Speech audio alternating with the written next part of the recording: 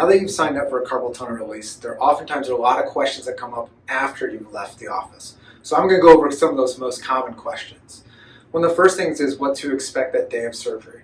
Remember, it is an outpatient procedure.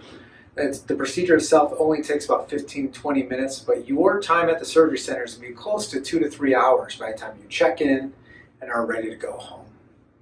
When you wake up from the procedure, you will have your hand wrapped up. Your hand will be wrapped from about the mid-palm region down to the wrist, and it's going to be a soft dressing that's going to allow you to bend your wrist back and forth, and your fingers will be fully free. You'll be able to use your phone, eat with that hand, anything light like that immediately right after surgery.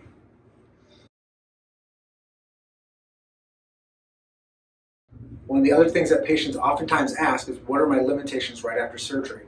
Again, you can use your hand immediately for typing, writing, eating, brushing your teeth, as long as it's nothing more than 5 pounds of pushing, pulling, gripping, or grasping for the first 4 weeks after surgery.